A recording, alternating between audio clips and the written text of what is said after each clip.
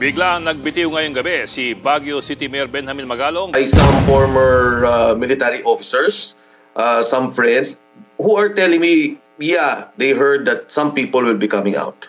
Breaking news mga kabisdak, nilayasan na po ni Mayor Magalong itong si Bongbong Marcos. Nag-resign na sa pagiging special advisor sa ICI. Wala talaga itong Marcos admin. Mikos-mikos lang itong investigasyon patungkol sa flood control. Bakit nag-resign si Mayor Magalong?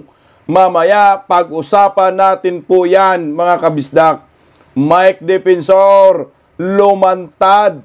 At may mga sorpresa pa umano siyang parating patungkol po dito sa flood control projects ni Bongbong Marcos na puro mga multo.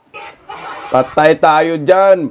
Gutisa, protektado di umano ng mga tropang Marines at marami pang mga Marines na gustong kakanta patungkol po dito sa flood control. Kumanta na po kayo kung meron kayong nalalaman nang matapos na ang problema ng maraming Pilipino. Bago ang lahat, palike po muna, pa-share, pa-subscribe at pakipindot po ang inyong notification bell upang lagi po kayong updated sa ating mga video. Magandang tanghali po sa ating lahat. Nagulantang po ang buong mundo kagabi. Kagulat-gulat po nang bigla na lamang nag-resign itong si Mayor Magalong sa pagka-special advisor diyan sa Independent Commission sa iniimbestigahang infrastructure na maanomalya na lalo na po dito sa flood control projects. Sabi ko na nga ho sa inyo, mikos-mikos lang lahat ng ginagawa ni Bongbong Marcos. Puro lamang pambubudol, panluloko sa sambayanang Pilipino. Investigasyon, wala yan. Kunyari-kunyari lang yan. Noong pagkuha nila kay Mayor Magalong, paniguradong drama lang yun. Grabe no? Parang itong si Mayor Magalong, pwede kong maihalin tulad dito kay Senador Marcolita. Bakit? Pareho sila ho ng sitwasyon. Pareho po sila ng kapalaran. Tingnan mo ha. Noong sa Senate Blue Ribbon Committee, pinangalanan ni Diskaya itong si Saldico at si Martin Romualdez, ay bigla na lamang nagkaroon ng rigudon sa Senado. At pati si Senador Marcolita tinanggal sa pagka-Senate Blue Ribbon Committee Chairman. Kasi nga, papunta na po sa Palacio de Polvoron ang isyo patungkol sa flood control.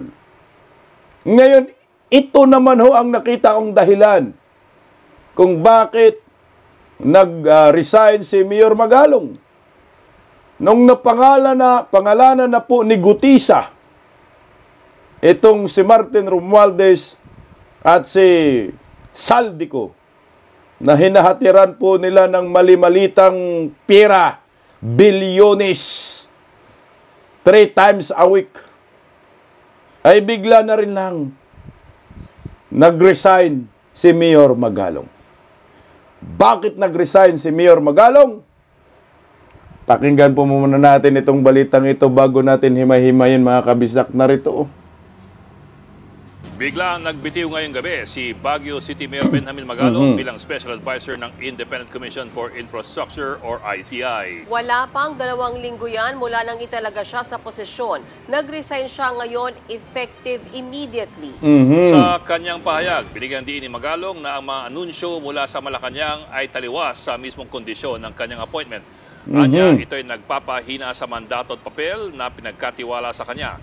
Dagdag pa ni Magalong, may mga sitwasyong nakapaglalagay ng duda sa tunay na kalayaan or independence ng ICI, dahilan para hindi na raw siya makapagsilbi ng may integridad. Pero ginit ni Magalong, kailanman ay hindi niya pinabayaan at hindi niya papabayaan ang pangunahing responsibilidad niya bilang alkalde ng Baguio City. Bago pa man malaman ng publiko ang resignation ni Magalong, kanina sinabi ng Malacanang na kinikilala nila ang ambag ni Magalong sa investigasyon ng anomalya sa flood control projects. Sa kabila niyan, hindi raw gugustuhin ni Pangulong Bongbong Marcos na makaligtaan ng alkalde ang kanyang mga kababayan sa Baguio City. Ito raw ang dapat niyang unahin at hindi raw kailangang ubusin ni Magalong ang oras niya sa ICI. Los-los ka, ngiwiim. Puta, sabi ko na nga eh. Mikos lang yan, mga investigasyon na yan. Nagamit lang si Mayor Magalong yung una. Sisipain kasi si Mayor Magalong. Sisipain. Hinahanapan ng butas. Kasi nga, papunta na yung investigasyon sa pintuan ng Palacio de Polvoron. Kaya ngayon, naghahanap ngayon ng paraan. Itong mga demonyo sa Malacanang, kung paano ba natin masipa si Mayor Magalong?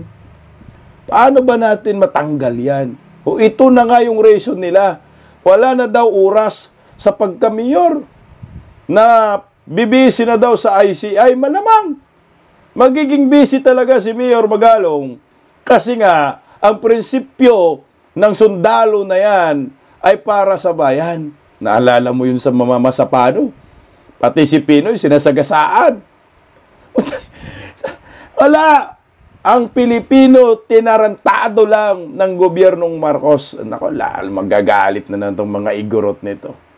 Halatadong may pinagtakpan. Halatadong mikos-mikos lang. Panluloko. Pandaraya lamang sa taong bayan. Nagtrabaho naman talaga si Mayor Magalong ng maayos. Seryoso.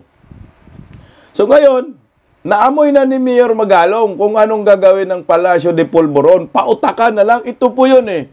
Pahayag ni Antikriring. Nasaan ba yun? Ito yun. Pakinggan natin. Pinag-aaralan na ng Malacanang ang appointment kay Baguio City Mayor Benjamin Magalong Aha. sa Independent Commission na nag-iimbestiga sa flood control scandal. Nakarating na raw kasi kay PBBM na nauubusan na ito ng panahon sa Baguio City dahil naging abala na sa kanyang assignment. Nire-review na ng palasyo kung saan pwedeng ilipat ang alkalde para hindi makompromiso ang investigasyon.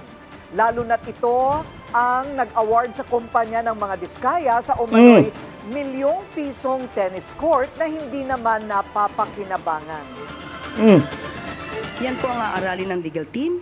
At muli, ayaw po kasing ilagay ng Pangulo sa kompromiso ang independence ng ICI. Kasi kung nako-question po ang kanyang impartiality, ayaw pong ilagay ng Pangulo ang ICI sa ganitong klaseng mga issues. Ang tanga nyo! Kung questionable yung impartiality ni Mayor Magalong, bakit nyo hinire dyan? Bakit nyo inappoint? Puta, nakahanap ng sila, butas kay Mayor Magalong. Yung tennis court daw na diskaya yung gumawa. At hindi daw napakinabangan. So, at saka yung oras ni Mayor Magalong sa Baguio City na nawala na daw. Wala na daw time sa Baguio City. Ang tanga ng palasyo. Ang tanga mo, Bongbong Marcos. Aba, siyempre, kinuha mo yung tao. Kinuha nyo dyan sa Independent Commission na mima lamang, ay talagang magtrabaho yan kasi good governance yung sinisigaw ni Mayor Magalong. Pucha, talagang tatrabahuin kayo dyan. Hindi po yan hindi po yan bias. Yung impartiality niya, putsang ina, hindi yan questionable. Napatunayan na natin yan, Antikriring sa Sapano, na kahit si Pinoy, puta, tinabla niya, yung prinsipyo niya, hindi bininta. Ganon yan si Mayor Magalong. Kasi baka siguro, akala siguro nila na si Mayor Magalong kaya nilang utuin, kaya nilang gamitin, kaya nilang pasundin kung ano ang gusto nila. Kung meron silang pagtakpan na katotohanan, akala siguro nila ganun-ganun na lang na kaya po nilang pasundin si Mayor Magalong. Hindi eh. Di ba ninyo na tingnan yung pagkatao ni Mayor Magalong, background check? Puta, wala po yung tinatago. lumabas na ginagamit lamang ng Palasyo de Polvoron itong si Mayor Magalong. Una pa lang yun ang nakikita ko. Una pa lang. Wala, ito si Mayor Magalong gagamitin lang to ni Bongbong. Hindi talaga seryoso itong si Bongbong Marcos para masolusyonan yung issue sa flood control at corruption. Kasi hindi lang flood control yung kanilang inimbestigahan, lahat ng infrastructure under Marcos admin, iniimbestigahan nila. Kaya nga iniimbestigahan nila sarili nila. Siguro natutuklasan na ho ni Mayor Magalong ang nangyayari, kamalas nila. Dahil kahit 2 linggo lang yan, malamang sa malamang, marami nang alam si Mayor Magalong.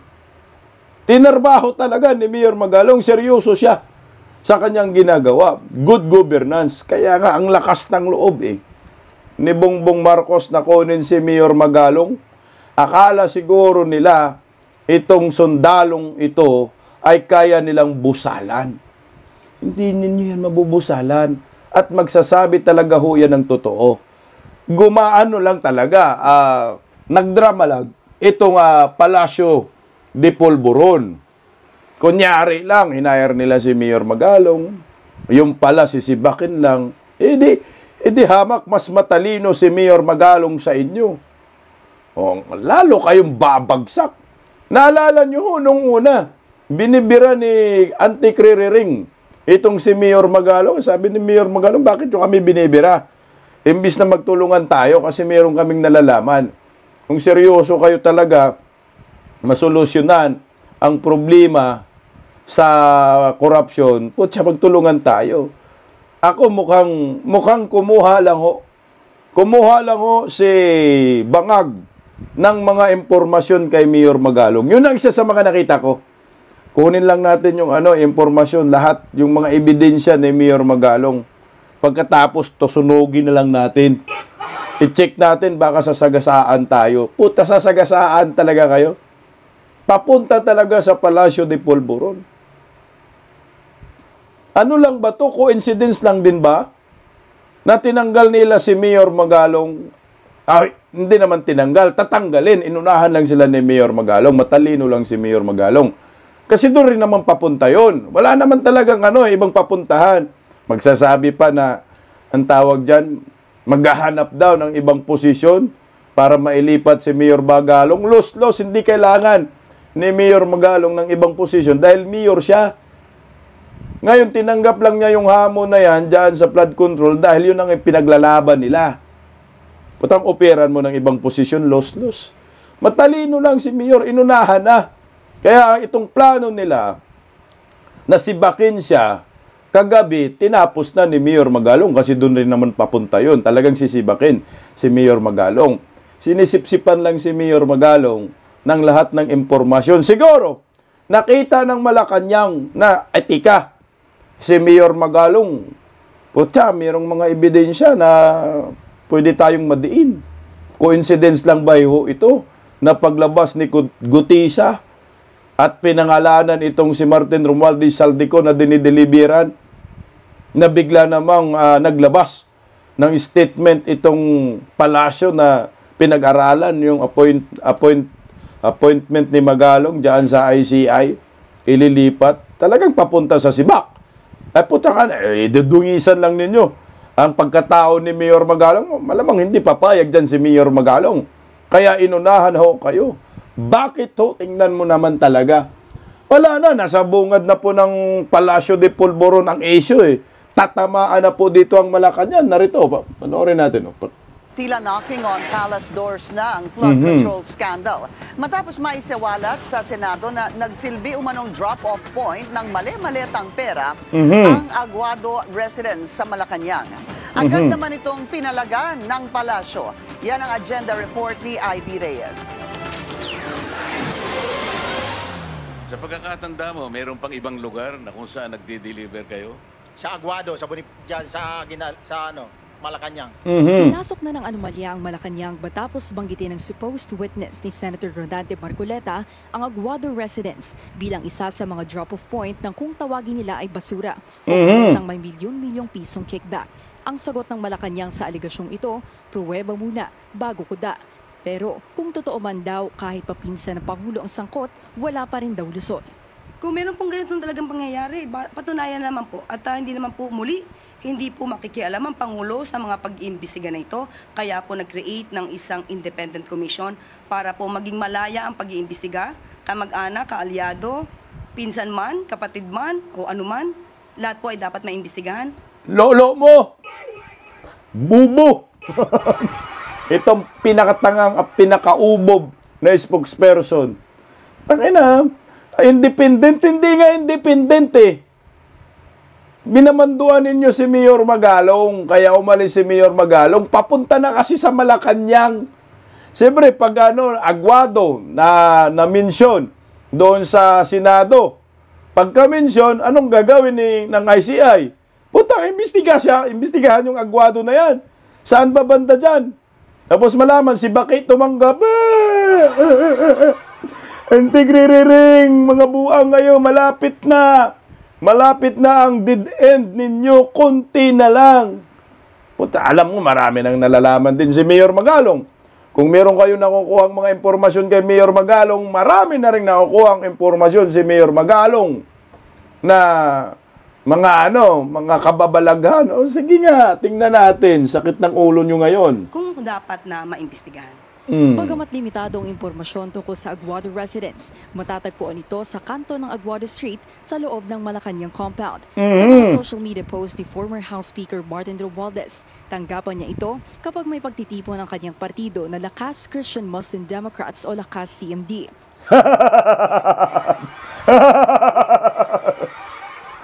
Utangin nyo mga bubunistang, tanganistang, loyalista ni Agba, pikat kayo. Utangin na, Aguado residence sa loob ng Malacanang. Tanggapan ni Speaker. Speaker Buhaya, los-los nyo. Na dyan magmi-meeting ang Lakas CMD. Malamang dyan din naghahatian ang mga buhaya sa Lakas. Lahat ng mga partido, kapartido ni Martin Buhaya ka. Ito na ang tikriring. Papunta na kay Baki ay katpinsan ito. Konting-konti na lang talaga. Malamang yun ang dahilan. Kasi, ICI, no? May lead na ganon. So, hindi yan papalampasin. Imbestigahan. Oh, putang ina, wala kayong ligtas talaga. Maniwala kayo. Kayong mga kurakot dyan sa gobyerno, Marcos, Romualdez, Aranita, Saldico, putsa, malapit ng katapusan ninyo. Konti na lang, mantakin mo, magdi-deliver ng bilyon-bilyong pira, malita-malita, dyan sa Aguado residence, sa loob mismo ng Palacio de Polvoron. Putsa, sabihin nyo, walang alam si Bongbong Marcos dito. Sabihin nyo, walang alam itong si Lisa Baki dito. Ngayon lang tayo ipinanganak. Tanga lang ang maniniwala ho sa mga taong ito na walang alam si Bongbong Marcos at Palacio de Polvoron sa korupsyon na nangyayari sa ating bansa. May alam yan. Yung investigasyon na ito, ICI, mikos-mikos lamang yan. Kamalas nila dahil seryoso si Mayor Magalong. Sige nga, tuloy oh. Sa video na ito, kung saan ikinakampanya ni Romualdez ang alyansa slate bago ang midterm elections noong Mayo, makikita sa likod ang address na Imelda Hall, 1201 Aguado Residence, na naka-flash sa likod ng dating House Speaker. Imelda Hall! Bistado na ang mga animal! Wala na kayong ligtas! So nagamit pa sa pangangampanya ang pera sa flood control. Putangin nyo, animal, mamatay na kayo. Nagamit sa eleksyon, pambili ng boto. Kakapal ng mga mukha ninyo. Tapos, magdi-deny pa kayo? Konti na lang talaga. O, ayan na, ebidensya. Galing ng bilyonaryo. Sa isa pang post mula sa page ng Kongreso, may lansya ng mahigit 100 miyembro ng Kamara noong Mayo 1 bilang pagsuporta sa administration slate.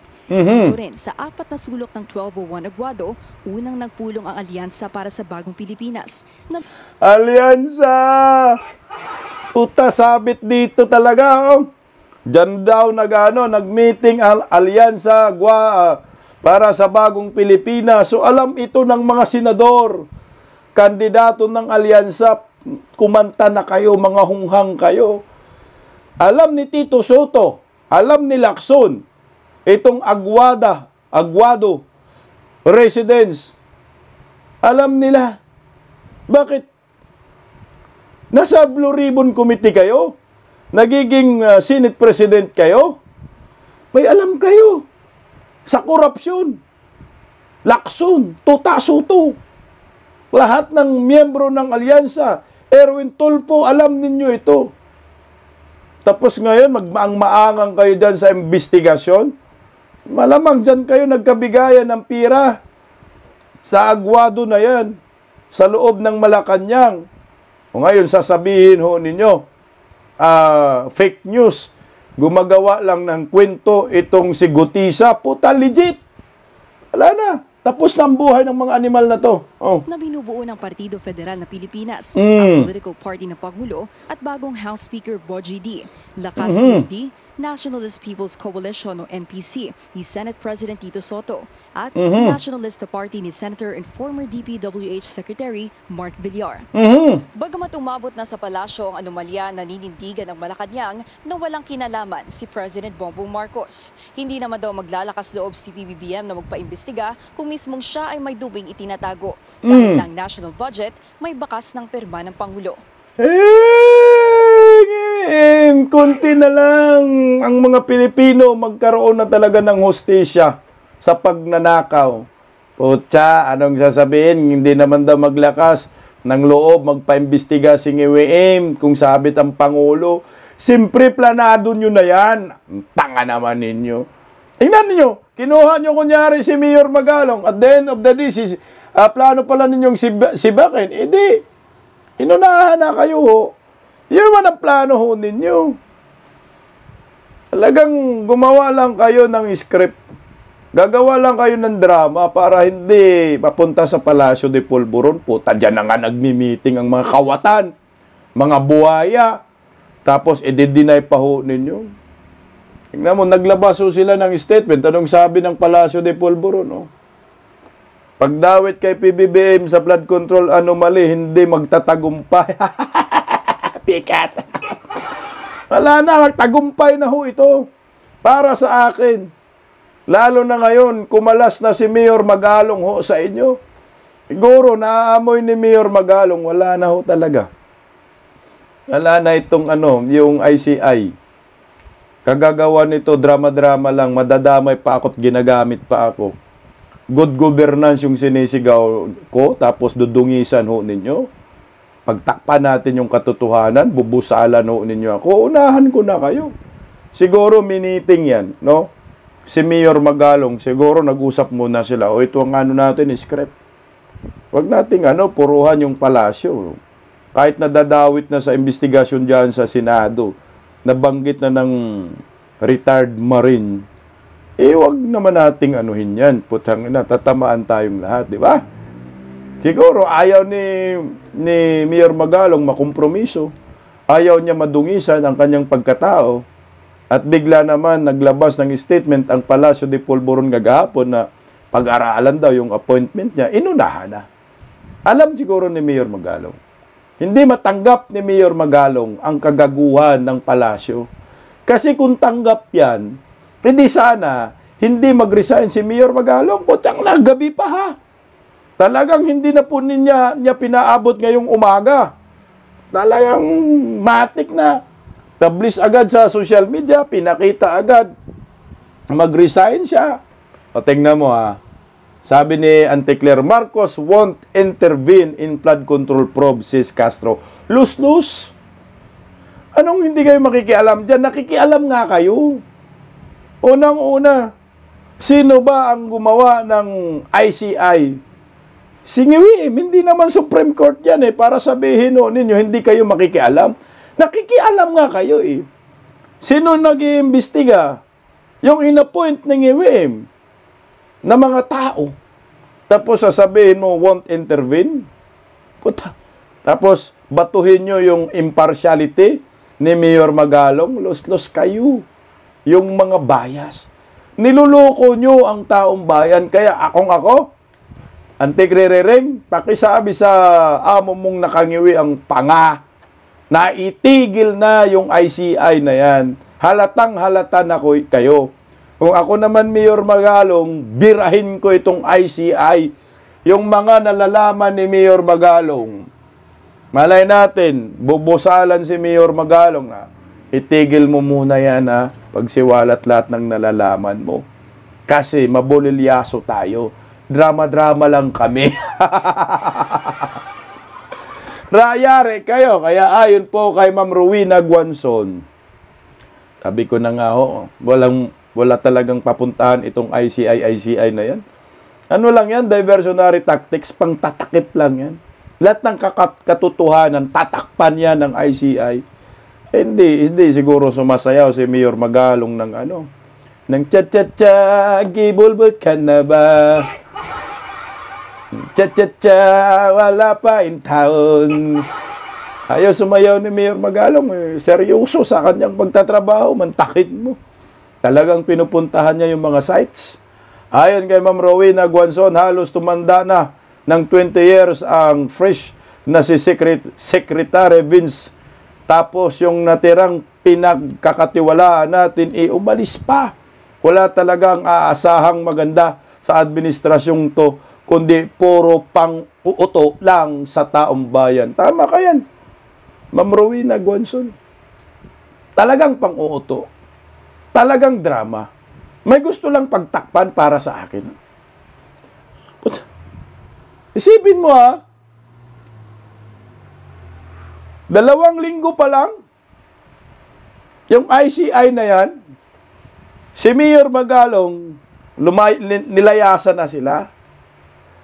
Kasi sisibakin nila si Magalong. Galing naman sa mga presko ni Antigre-reng. Sisirain nila ang kredibilidad ni Magalong. Yun nga yung ginawa. Sisirain nila yung prinsipyo ni Mayor Magalong, yung pagkatao. Kasi si Mayor Magalong lang ang may bala.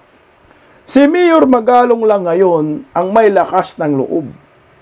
Tingnan, pinangalanan si Saldico, si Martin Romualdez. Di ba? Yan ang tinutumbok ngayon ni Mayor Magalong na pinakasindikato. Pero baka nalaman na ni Mayor Magalong na yung pinakasindikato nakaupo sa palasyo, patay tayo dyan. Kaya gumagawa ng issue. Tinatapunan ng putik si Mayor Magalong. Tika lang. Yung impartiality ni Mayor Magalong, questionably. Putya, dapat una pa lang. Hindi na po ninyo in-appoint si Mayor Magalong bilang isang special advisor dyan. Kasi si IDG yan, magaling na investigador yan. Magaling na general yan.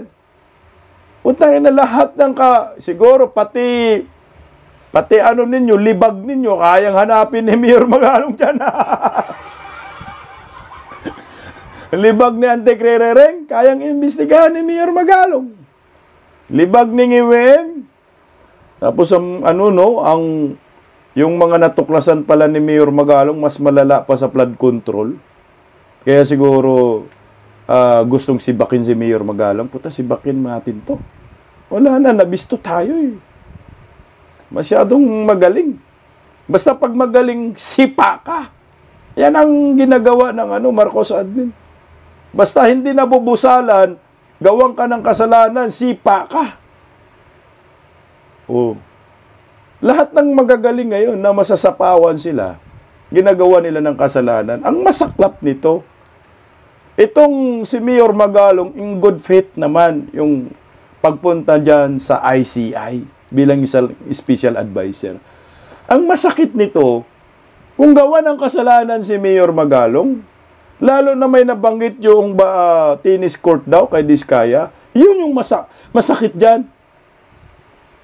Kung saka nga lang pumasok dyan, tapos nag-resign ka, gawang ka pa ng kasalanan, putsak, nakakasuwang ka pa.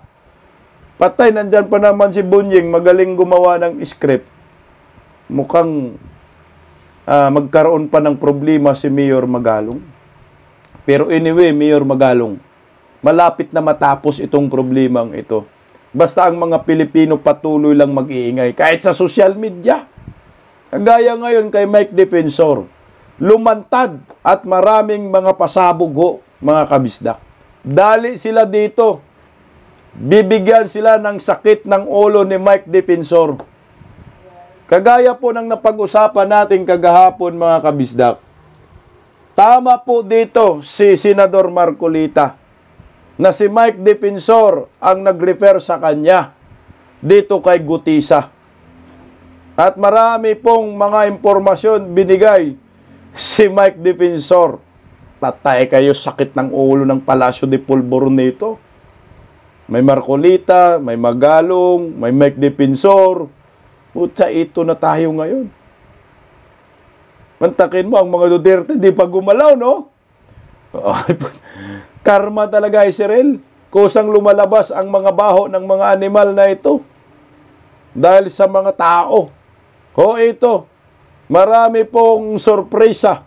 Itong si Mike Defensor. Tungkol po dito kay Gutisa, kwininto rin po niya. At marami pang umanong mga retired Marines ang magsasalita tungkol po sa kabulastugan ng Marcos admin. Na ngayon nga, maraming kumakalat sa social media, lalo na yung si Kiko Barsaga. Hindi na daw makontak si Gutisa. Pero, ayon po kay Mike Defensor, protektado di umano ng tropa itong si Gutisa, patay kang bungbong ka. Pakinggan po natin yung interview ni Mike Defensor Santiago. Mga revelasyon na ngayon lang po ninyo malalaman at mapakinggan. Narito po, mga kabisdak. Kasi una na, alam naman natin, no, kagabi, naitampok rin po natin dito sa Bisdak Pilipinas, na sinabi ni Senador Marcolita, kaibigan ko po ang nag-refer dyan sa akin kay Gutisa. Si Mike Defensor. Ito na nga po, pakinggan natin. Best that you come here and you discuss with them. So si Sergeant Gutesa told him his story, and he also presented a draft statement of what he wanted to say. And ako nga, na-shock din ako. No? I was shocked about hearing some of the details. Some of which, sabi ko, wag na yan kasi material naman yan dun sa scam that we're discussing about. So eventually, si Gutesa, Sergeant Gutesa, I left. No, I left before Senator Marcolita, and I think he left also early, before the meeting ended. And then Sergeant Gutesa went to the notarial service to have it notarized. And then, in the morning, he went to the Senate, and he was presented by Senator Marcolita. Okay, maliwanag, pumunta sa notaryo itong si Gutisa. Pareho yung sinasabi nila ni Senador Marcolita, kasi sabi ni Senador Marcolita, panotaryo nyo muna yan. Pumunta nga sa notaryo. Tuloy. In a restaurant near the Senate. Near the Senate, about 5 minutes away. Yeah, it's a restaurant that I know Senator Marcoleta had mentioned. The name just escapes me now, but it was in a restaurant that you all met. Who were the people there? Yourself, Senator Marcoleta, Sergeant Gutesa, and anyone else, sir? Yeah, there was someone else there, but I really don't want to reveal their names anymore. There are soldier friends, and I think it's best because they really don't want to be involved in the issue. In the same way, Pinky, I'm also a private person. I don't want to get involved in the political issues, but I felt, this is something that we should really, if there's truth to it, it should be revealed. This is for the country. This is a situation we're in now. The corruption crisis is really affecting all of us. It's an open secret in Congress. A lot of people know it. Even the banks know about it. And I think it's time that we really address this issue. And I think the thing... Teka lang, no? Guys, narinig nyo? May mga kasamang sundalo sila, nag-uusap, patay kang ngiwi ka. May mga sundalong kausap, hindi lang pinangalanan. Pero hindi rin sinabi, ano ba tong mga sundalo na to? Aktibo ba? Retired na ba to? Hindi naman pinangalanan. Ito yung malamang tatamaan dito na talaga si Bongbong Martin Romualdez Saldico. Mga sundalo So, ibig sabihin yan, may mga paninindigan ang mga yan. Handang magsakripisyo, handang magbuwis ng buhay para sa bayan. Gaya ni Gutisa. Kaya hindi ho po pwedeng maniin lang nila. No, itong si Gutisa. Kaya nga sinisira na ngayon si Gutisa sa social media, yung kredibilidad. Kaso, wala yan. Putang na matibay ang mga yan. Mga Marines po yan. Tuloy Mike. Things that he pointed out, the carrying of money 3 times a week, coming from Congress and being delivered, this is really appalling for me. Your common friend, the one that introduced you or served as a bridge to Sergeant Gutesa, obviously, you don't want to name the common friend. Sabi mo nga, ayaw mo nang magdagdag pa ng individuals dito, hindi na ba? Would that be correct, sir? Yes, si common yes, friend. Okay. Yeah. Si common friend po is a friend that you truly trust. Malapit ho ba siya talaga sa inyo? Just give me a little bit of a little description or how close you are to this common friend, just to be able to kind of put the pieces together with Sergeant Gutesa, sir. To be, if the question, if it's political, wala, nothing. It's not political. These people are also concerned for the country. They heard what Gutesa said. And the other people with Gutesa, I believe, from what I heard, will also come out and will reveal also what they know. So I think that's the point. I think bottom line here, I saw the list of the Department of Justice. Secretary Boying is also a good friend of mine. But, if you notice, Pinky, there are 2 names consistently being mentioned by Alcantara and by Mr. Alcantara. This is the name of Mark Gaitas and I think, if I'm not mistaken, Paul Estrada. Okay, stop muna tayo dun. Kasi ito yung natin, caption. Meron pang mga kasamahan. Itong si Gutisa nakakanta. Maliwanag po yan. So, ibig sabihin mga kasamahan, mga sundalo rin po ito. Na yung nag-repair kay Gutisa, kasi nagkaroon ng common friend. May friend si Gutisa, may friend si Mike Defensor, na common sila, kaibigan, nagkaroon ng common friend, na yun ang nag-repair kay Defensor. Yung friend ni Defensor, na friend naman ni Gutisa. So ngayon, ito mga sundalo, mga Marines din, ito. Alam mo naman, ang Marines, kapwa Marines din yan ang magtutulong. Lalabas din sila. Yari ka, ngiwim. Talagang darating ang panahon, luluhod ka sa lupa. Martin Romualdez, Saldico, luluhod kayo. Baki sa maraming Pilipino. Tuloy, Mike. Yeah. And the whole departure order, the freezing of money from AMLA, this stuff has been done. And these 2 key people are the ones consistently coming out about receiving money, giving money. And I think, if we really want to solve the problem of corruption, if we really want to address this concern, present concern of our country now, we should really get to the bottom of this. Dapat walang sinasanto, walang tinatago, at talaga ilabas. But Congressman, yung pong sinabi nyo kanina that meron pa pong iba na posibleng lumabas, ibig sabihin ho ba nito, there will be others, have you spoken to other people who want to, kumbaga, patotohanan itong sinabi ni Sergeant Gutesa? When Sergeant Gutesa was in front of me, while he was discussing about he was in discussion, he would constantly call someone or someone would call him and then they would say, lalabas ako. Hindi, sabi niya, suportahan niyo ako, Marines tayo. And then today, I get messages na a lot of those with them, and if you recall in the Senate hearing, he was talking about 90 people. Right. Some of them, ex-Marines, and some of them mga active police. May mga sinasabi na that they want to come out and also say and tell what they know and what they have observed. Patay, tell it to the Marines. Narinig nyo, lalabas ang mga Marines at magsasabi ng katotohanan. Patay kayong iwiim. Galing na po kay Mike Defensor yan. Sa 90 na yan, marami palang mga Marines na kinuha itong si Saldi Dakog Itlog. Di na dakog itlog, dakog tiyan. Nayari kayo ngayon. Babagsak kayong lahat. Puta, mga Marines yan. Alam ko naman may mga prinsipyo ang mga yan. Yeser lang yan. Rinig nyo yung si Gutisa. Yeser! Ito na ho, patunayan nyo na po, mga retired Marines. Ang inyong kabayanihan sa taong bayan, tulungan nyo po ang inang bayan, tulungan nyo po ang mga Pilipino. Lumabas na po kayo, sama-sama na po tayong makipaglaban dito sa mga kurakot sa gobyerno. Kamalas-malas ni Saldico, no?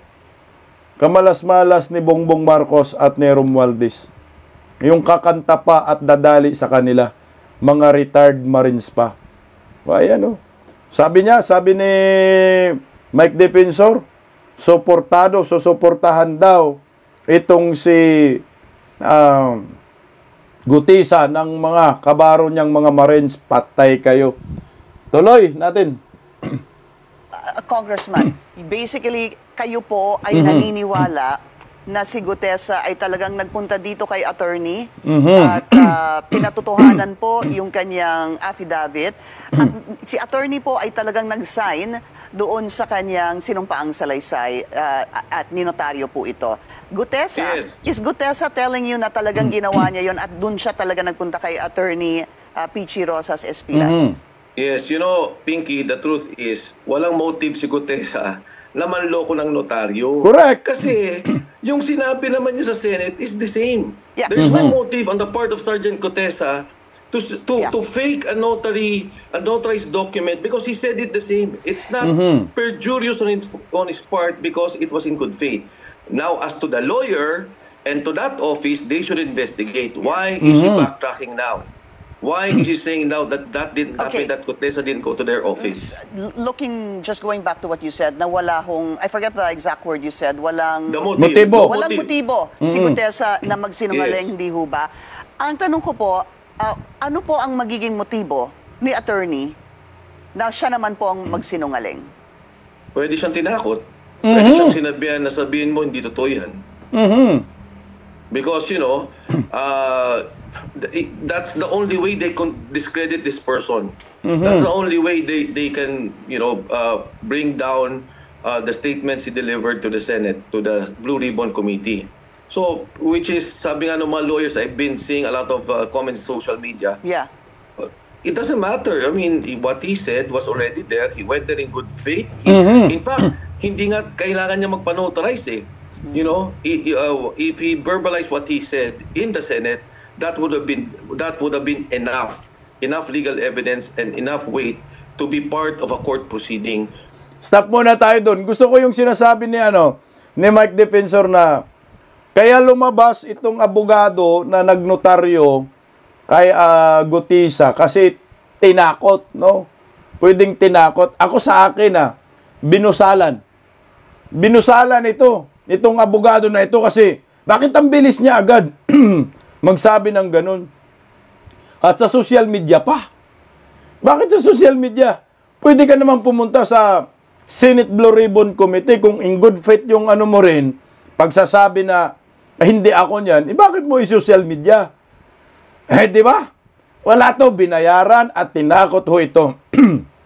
Yan ang mga nakita ko dyan. May pera si Tambaloslos.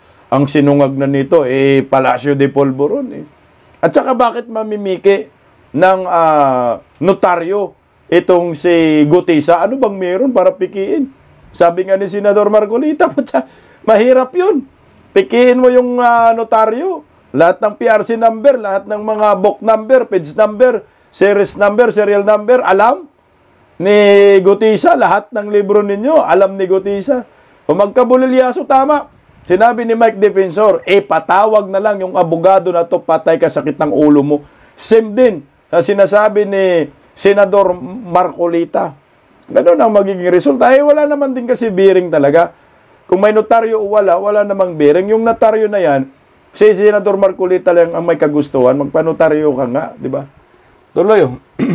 So, yeah, Pinky, thank you for that. And I think, yun din ang worry ko na itong abogado medyo pinressure kasi Correct. why would you now deny that you notarize a statement? Doesn't make sense.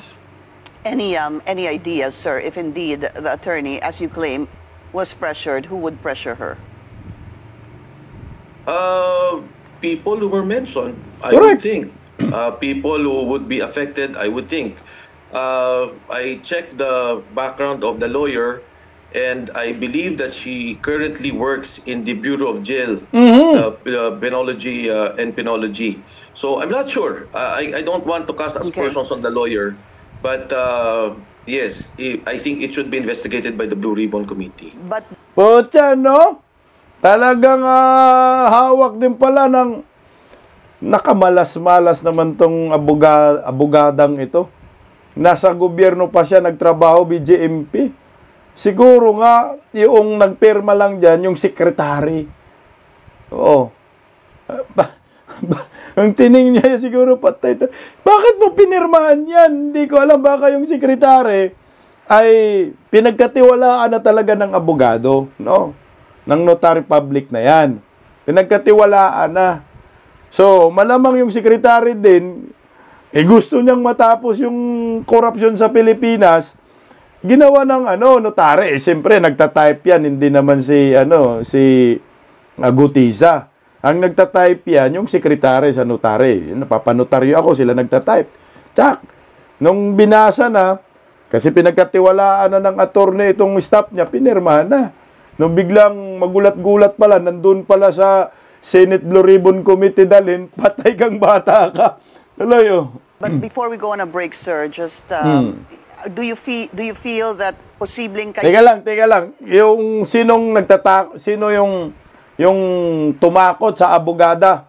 Malamang si Tambaloslot, Saldico, kasama si Ngiwim dyan, wala nang iba. Kayo naman po ang magkaproblema because you're the one basically now saying that this lawyer is the one lying. Hindi kasi alam mo, Pinky, from day one naman I don't want to get involved, and this person said these things and I facilitated that he give his statement to Senator Marcoleta. If they will give me a problem, so be it, because this is for the country. Correct. This is a problem of corruption. Everyone's complaining about it. Everyone knows about it. I think it's about time that we address this issue. Okay, quick Correct. question, sir. Lahat ng mga bayani, lumabas na po kayo. Maraming salamat po sa iyo, Mike Defensor Santiago. Mike Defensor Santiago, Miriam Defensor Santiago. Si Mike Defensor, maraming salamat po sa inyo. Lumabas po kayo, lumantad po kayo. Dapat lahat ng may alam dito sa flood control, lumabas na po kayo. Tulungan nyo po ang Pilipino, tulungan nyo po ang Pilipinas. Lubog na po tayo sa utang, lubog pa tayo sa baha dahil sa pangungurakot ng gobyernong bangag. Tuloy, Yung sinabi nyo nagkita po kayo, sabi mo may dala na po siyang draft statement. Diba? Would you know sino ang tumulong kay Sergeant Gutesa na gawin na po yung draft statement nung nagkita-kita po kayo together with Senator Marcoleta? No, Pinky. In fact, hindi pa naman notarized yun eh. It was just salaysay that he did. Opo, It came from him. Pero meron na hubang tumulong sa kanya? Typewritten na ho ba yun? Yung kanyang sinabing draft statement? Ano po yung pinakita niya sa inyo? Typewritten statement.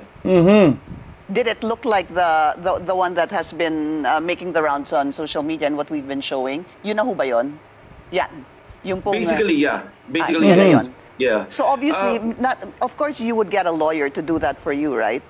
Yeah, I think when that was being drafted, even in fact some of the words, may mga tinwik-twik lang.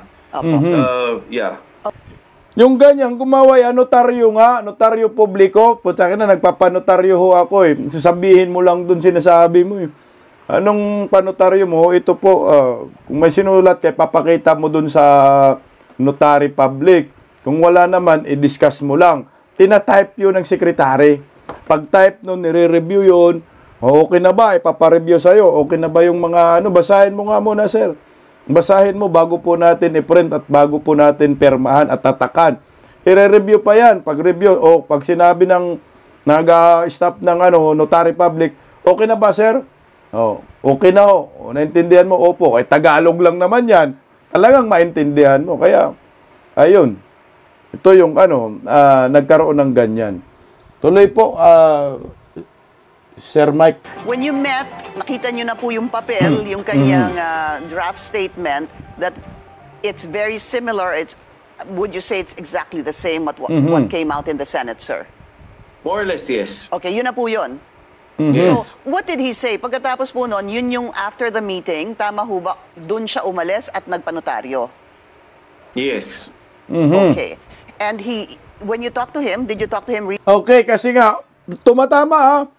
Sabi ni Senador Marcolita kasi kagahapon, nag-usap kami, nag-meeting kami ni Mike Defensor Santiago. Nandun si Gutisa.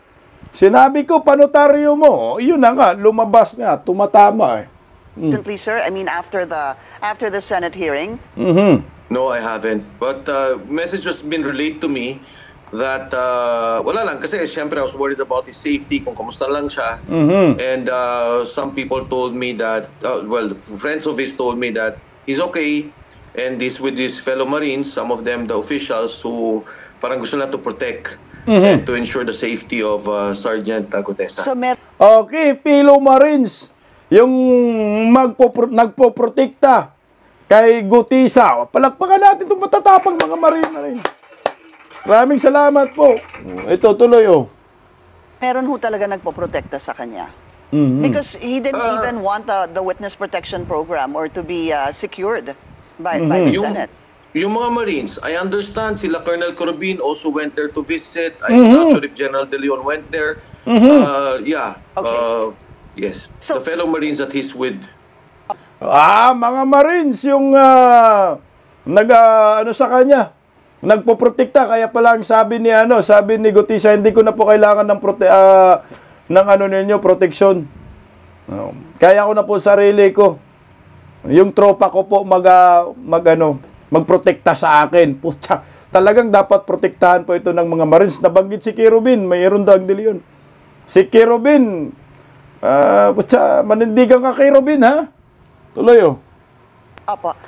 Congressman, let's just, I want to ask you about certain, siguro some possible circumstances that may happen. Kasi dahil nga dito sa pag-deny ni Attorney Peachy Rosas Espiras regarding, notarizing, signing, or participating rather in the said document, some senators might, or actually have said, I think it was Senator Erwin Tulfo who said that posible ang mawala ng saysay yung testimony niya. I'm not sure if those were the exact words, sir, but to that effect. What do you say to that? And a possible background check on Gutesa, is that something you welcome, sir? Yeah, I think it's fine. I mean, it's, they should do a background check if they feel it and if they want to. But I think they should call Paul and Mark, Paul Estrada and Mark Estay to the Senate committee hearing. As far as the testimony or supposedly they're saying it's not notarized, it's up to the Senate. Pero, for me, it saddens me that there's this opportunity that we can correct the situation. May mga tayo para sa bayan, narinig na natin lahat. Actually, kaya naman lumabas tong si Sergeant Gutesa. Kasi nagulat din siya when he found out na yung perang dinadala nila, tapos narinig niya yung flood control, tapos magkano yung kinukuha ang pera. So, this was also in the minds of those doing their jobs with Congressman Saldico. So, it's up to the Senate. But what I'm saying is, I have no political motivation here. Wala akong agenda. Nagkataon siguro, he knows that I'm close to Senator Marcoleta. He wanted to say these things. He wanted to reveal what is happening. It's up to the Senate and to the government. Okay. But I think this is our chance, the opportunity for all of us to really clear the issue and to get to the bottom of this problem. Congressman, I did want to ask you bakit si Senator Marcoleta, at sinagot nyo na nga po dahil alam nila na malapit kayo kay Senator Marcoleta. Yes. Sino ho bang may alam? Si Middleman, yung naging common friend po, o si Sergeant Gutesa mismo? I'm assuming it's the person. Yeah, Sergeant Gutesa. I think a lot of people know that, but in this particular case, it was Sergeant Gutesa who really told me about it. And ang gusto niya talaga makausap was Yes. Senator Marcoleta. Okay. At Alam mo, meron na akong suspitsa kung sino po yung nag-repair kay Gutesa kay Mike Defensor. Nabanggit na niya na pangalan ni Mike eh. Si Kirubin. Kasi alam ni Kirubin si Mike tsaka si Senador Marcoleta. Magkaibigan talaga. O tuloy lang natin ng konti. Konti na lang, konti. okay, a denial from former Speaker Martin Romualdez. I want to put this up on screen. It was yesterday nang nilabas niya ito. Ang sabi nga niya po that yung sinasabi kasi ni Sergeant Gutesa na nagdala siya umano ng pera beginning December 2024.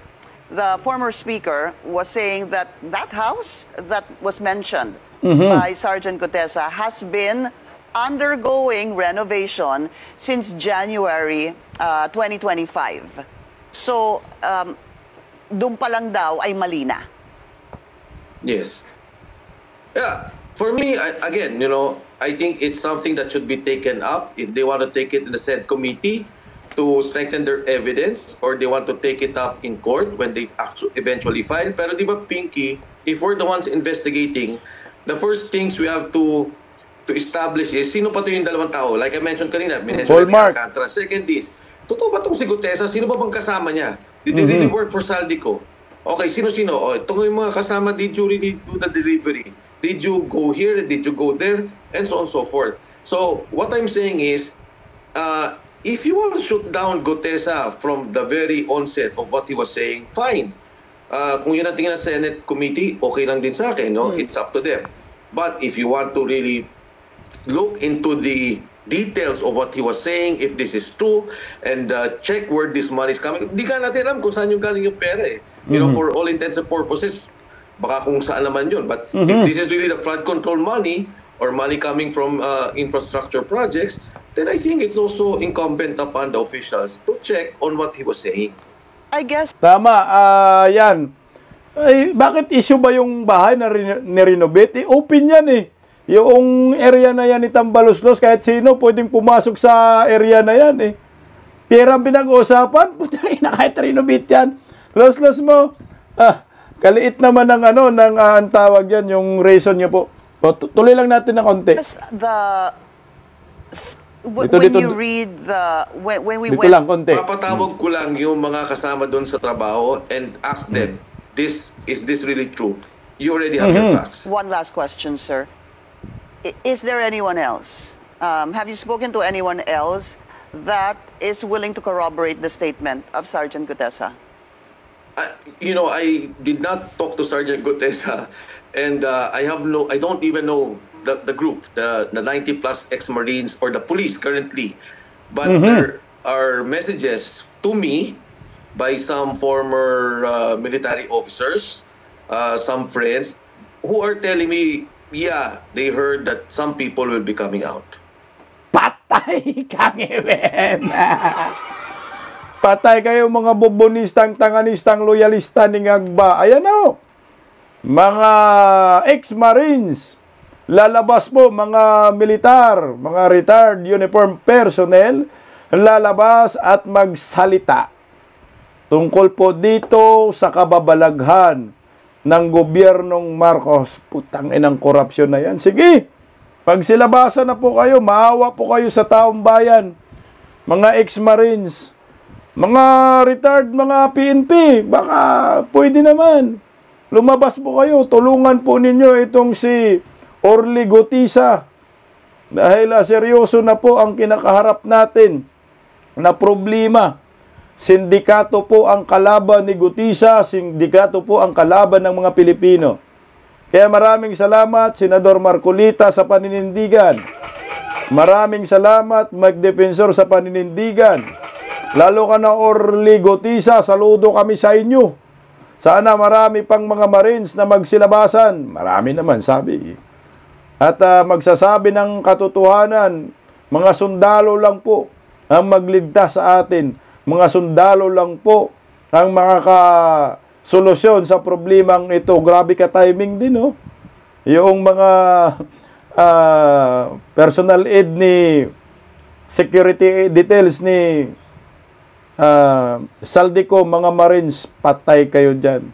Sabi nga ho nila, tell it to the Marines. Maraming salamat din kay Magalong, huwag kang magpabayad, buang. Alisan mo yan, singiwim, yung prinsipyo mo, sayang yung pangalan mo, dudungisan lang ni Bongbong Marcos, lumaban ka. Good luck sa ating lahat. Bisdak Pilipinas! Paggising sa umaga, tanghali at gabi, nakikita ko ang post niya, ang hapdi. Paano nga ba to? Di ako makatanggi. Watch ko na lang at isipin ng mabuti. Bisdak Pilipinas.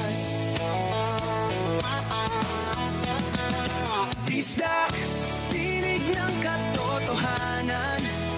Sa bawat vlog may laban sa kasinungalingan. Mulat ang mata, gising ang masa. Bisdak Pilipinas, para sa bayan, gumigising sa diwa. Sa likod ng kamera, tapang ang dala, walang sinasanto kung mali ang gawa. Hinay-hinay, pero palaban. Boses ng tao sa digital na labanan. Bisdak, tinig ng katotohanan. Sa bawat vlog may laban sa kasinungalingan. Mulat ang mata, gising ang masa. Bisdak Pilipinas, para sa bayan, gumigising sa diwa.